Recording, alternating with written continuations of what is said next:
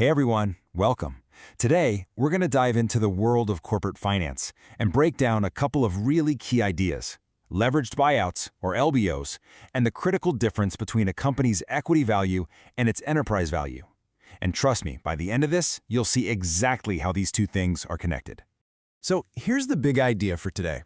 When you're trying to figure out what a business is worth, it's not just about that surface-level sticker price. It's really about finding its true cost. And figuring out how to get from one to the other, well, that's the secret sauce to how companies are actually bought and sold in the real world. All right, to really get this, let's use an analogy. Imagine you're buying a car. That sticker price you see on the window, let's say it's 20 grand, that's kind of like a company's equity value.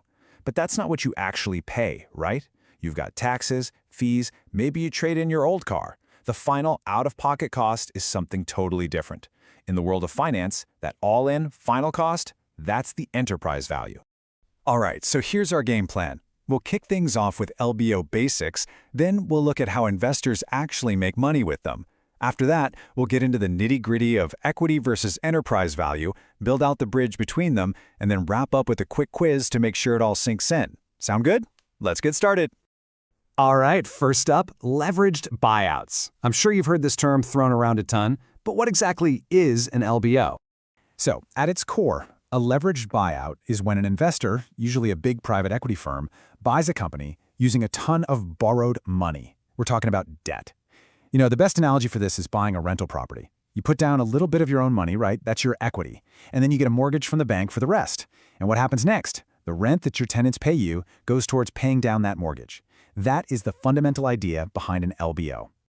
Okay, so this begs the question, how do these deals make so much money? Well, it really comes down to three main levers they can pull. First, they use the company's own cash flow to pay down all that debt they took on to buy it. Pretty clever, right? Second, they work on making the business better, growing its profits, or what we call EBITDA, which naturally makes the whole company worth more. And number three, this is kind of the holy grail, multiple expansion. It's the classic buy low, sell high. Now, how do we know if one of these deals was a success? We look at two key metrics. First, there's the cash-on-cash return. This one's super simple. It just asks, how many times did I multiply my money? You put in 300 million, you got 900 million back, boom, that's a 3x return.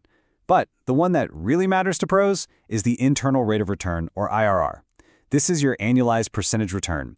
And it's so important because it takes the time value of money into account. Getting your money back sooner is always better.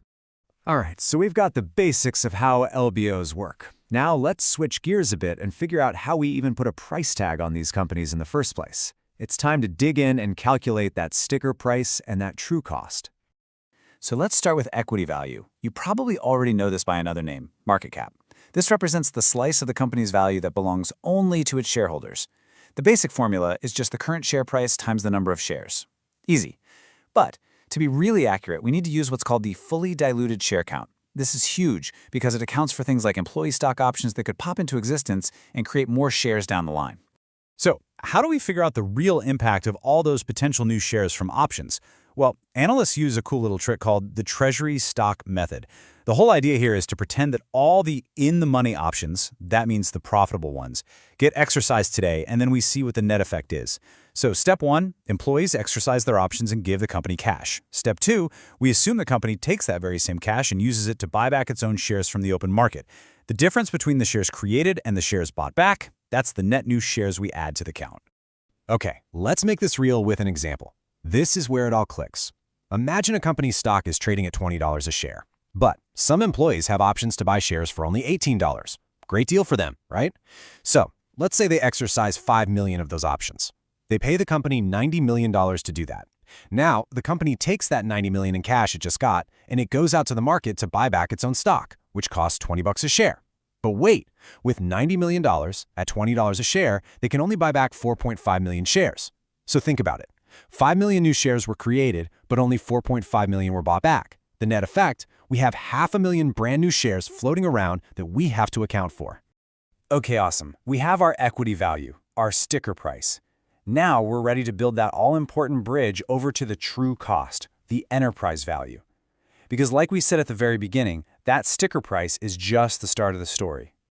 So, this is it. This is the formula for crossing that bridge. To get from equity value to enterprise value, we have to add and subtract a few key items.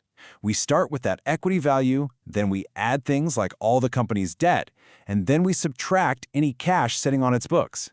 Let's break down each of these planks in our bridge one by one. All right, so let's walk across this bridge. There are 4 main planks. First, we add all the total debt. Think about it. When you buy the company, you also inherit its mortgage. You have to pay that off, so it's part of the cost. Next, we add any preferred stock. These are like silent partners who need to get paid back, so that's part of the cost too. Third is a slightly tricky one, non-controlling interests. Imagine the company you're buying owns 80% of a little lemonade stand. To get full control of that lemonade stand, you need to buy out the other 20%. That cost gets added in. And finally, my favorite part, we subtract cash. This is awesome. It's literally like buying a used wallet and finding a $20 bill inside. That cash is now yours, and it directly reduces your out-of-pocket cost. Okay, you've made it through all the heavy lifting. Seriously, great job. Now, to make sure all this stuff really sticks, let's run through a quick review quiz. All right, question number 1. What is the formula for enterprise value and what does it conceptually represent compared to equity value? And the answer is, the formula is EV equals equity value plus debt plus preferred stock plus NCI minus cash. Conceptually, EV is the true comprehensive economic cost to acquire the entire business, while equity value is just the sticker price for the shareholders' portion. Okay, question 2. Let's zoom in on one specific part of that formula. Why exactly do we subtract cash and cash equivalents when calculating enterprise value? The reason is because cash is a direct dollar-for-dollar offset to the purchase price. It's like finding money in a wallet you just bought, reducing your net cost. When you buy the company, you get its bank accounts, and that money can be used right away. All right, here's a bit of a brain teaser for question 3. Can a company theoretically have a negative enterprise value? And if so, what would that actually mean? The answer is yes, absolutely. It means the market is assigning a negative value to the company's core operations. It happens when a company has so much cash on its books that the cash alone is worth more than the entire company. You are effectively being paid to take the asset. Question 4. This one gets into what I like to call the golden rule of valuation multiples. Why do we pair enterprise value with EBITDA, but pair equity value with net income? The answer here is all about creating an apples-to-apples comparison. The numerator and denominator must match who they represent. Enterprise value and EBITDA both represent value and profit available to all investors, both debt and equity holders. Equity value and net income represent the value and profit available only to shareholders after the debt holders have been paid. And here we go, our final question of the day. If a company issues $100 in new debt and holds that exact amount as cash, what happens to its enterprise value? The answer? Absolutely nothing. Enterprise value would stay exactly the same. Think about it. In our bridge formula, we add debt, so EV goes up by 100. But then we subtract cash, so it goes right back down by 100. They perfectly cancel each other out. And that is our deep dive into LBOs and business valuation. I really hope you have a much clearer picture now of the crucial difference between a company's sticker price and its true all-in cost. Thanks so much for joining me.